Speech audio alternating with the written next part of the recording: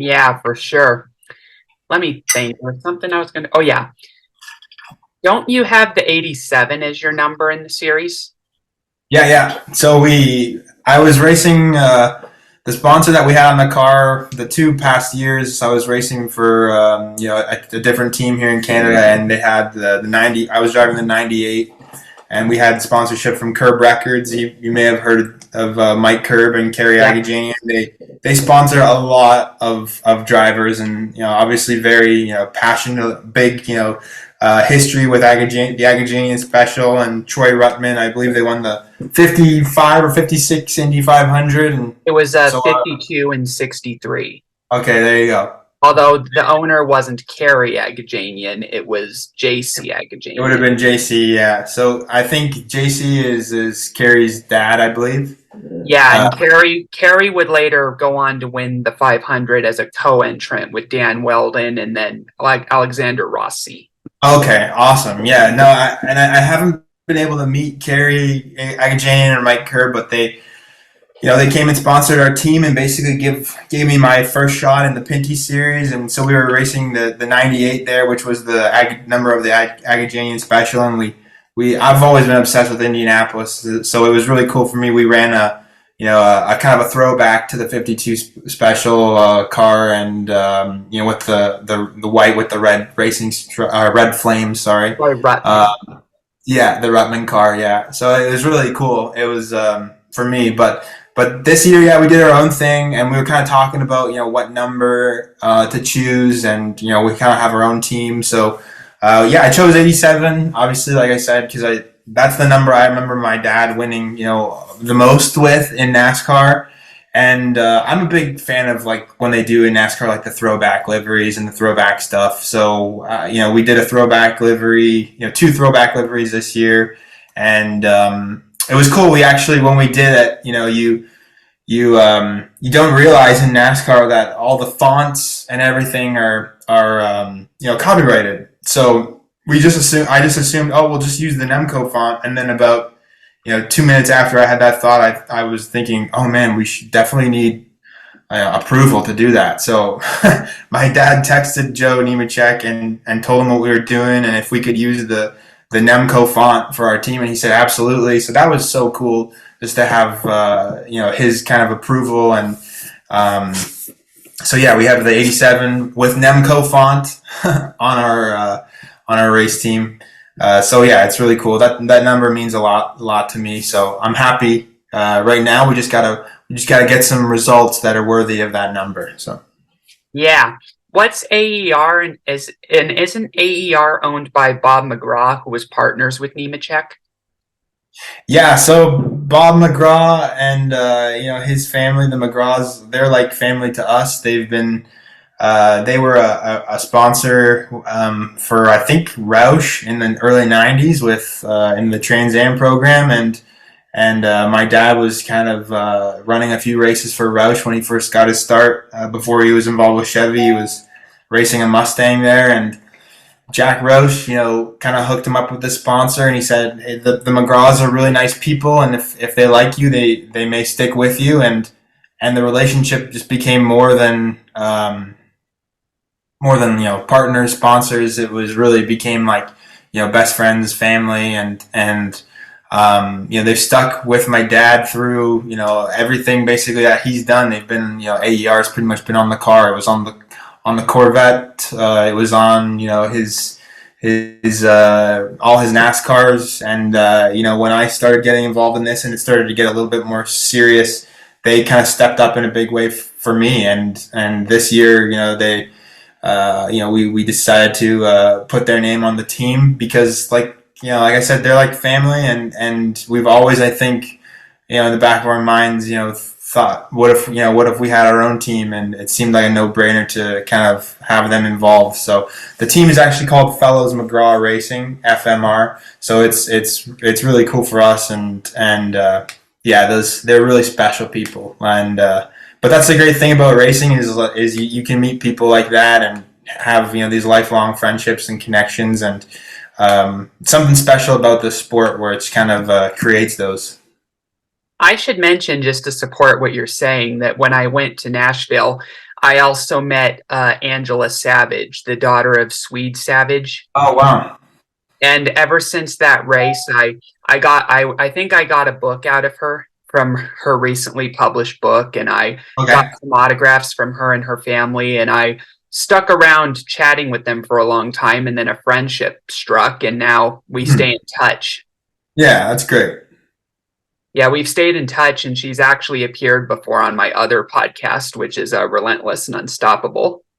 Oh, okay. Yeah, that's awesome. Like I said, it's for whatever reason, it's just I can kind of count and think on one hand the people I've met in racing that have rubbed me the wrong way, and for the most part, everybody else that you can meet in a paddock is super nice and welcoming, and it's pretty incredible. It might be something about the danger involved in the sport that people maybe come together a little bit more as a community when the risks are a little bit higher, maybe. So something maybe to do with that, but it's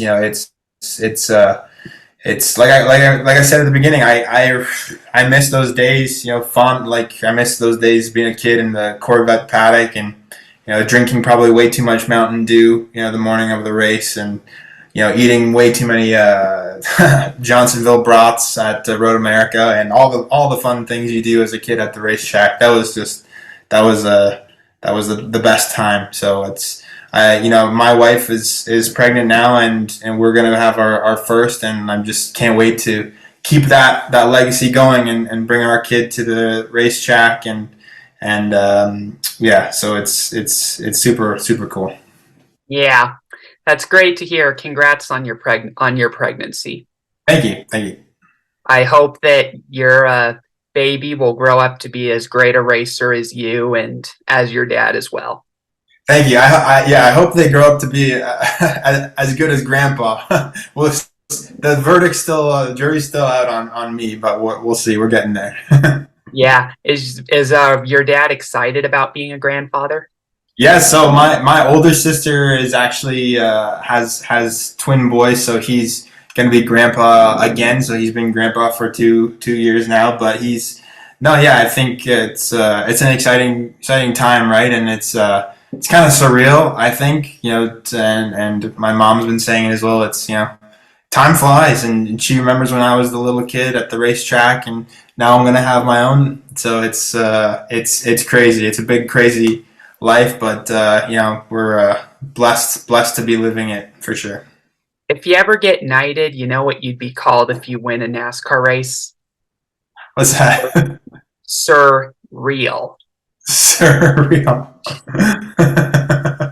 Yeah. Well, I don't know if they knight people from Canada anymore. Maybe they do. I'd have to win a lot of races, I think, to get that bestowment. So. Yeah. So this is my final two questions. What are your hopes for the future? Yeah, I think obviously this year in the Pinty series you could see our champion Trayton Lapsevich.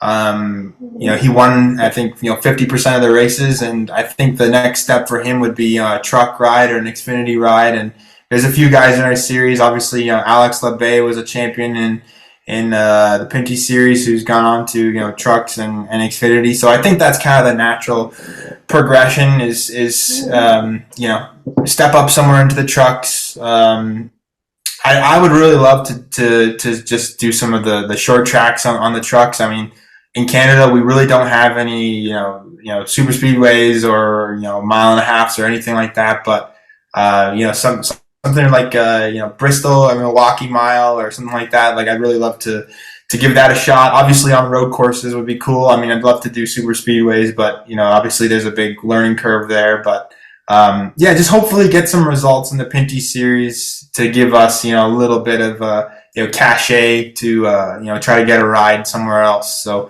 but for now, I think I'm pretty happy in the NASCAR realm, and not that I wouldn't go back to sports car racing, but I think it's just may not be realistic for me with just the way that the budgets and that kind of that the world works now. But yeah, I'd love to. Trans Am is going to come to our track. They announced they're coming on the Labor Day event next year, which is Pinty's always races that as well. So who knows? Maybe I'll do double duty and I'll do a Trans Am race. That would be super cool. You know, TA2 cars or TA whatever. I would drive anything, but they look super fun, and it's awesome that Trans Am. You know, there was a while there where it kind of drifted off maybe a little bit, and now it seems like it's really come back, with a vengeance, and it's really a really good place to be for a driver, and it's kind of coming back with that feel that it had in the 80s and 90s. And that's important. Trans Am is a super important series in North America, super historic, and I'd love to get a chance to do some races there for sure. Definitely. I forgot to mention that I also met Scott Burchetta in Nashville, the guy behind Big Machine Racing, I think. Yeah. And Okay. he was also the man behind Taylor Swift's career. That was really? to meet him. Yeah. Oh wow. So, this is my final question, which is, how can your journey impact the world? Oof, great question. Yeah, it's hard sometimes, right? Like when you think about as an athlete, what am I kind of what am I giving back to the world? But I think you have to remind yourselves, and especially in racing, that without fans, none of it exists. So I always saw how much my dad tried to spend lots of times with fans, make sure everybody got an autograph. So I try to do the same thing. It's important to spend time and actually talk to people who are race fans, and so I try to do my best there. But mental health is something that I've been involved with in Canada, and with a little bit speaking a little bit for the kids in Canada. We have Kids Help Phone, which is basically a free hotline for kids who feel they're in mental distress or need help or want to talk to somebody without talking directly to the police to start or something like that. So it's really, really important to me, and I think being honest and open about mental health is super important. And I think as athletes, whether you're a race car driver or an NFL player or a basketball player or a hockey player, I think just kind of keeping that conversation going is important. So as I'd love to win lots of races in my life, but if I can be an inspiration to someone with for mental health or for just their own betterment of their own life, that would be a life worth lived. So good on you, man. I really appreciate to hear that. I'm an activist in mental health as well, so I'm really glad when other people are taking a stand.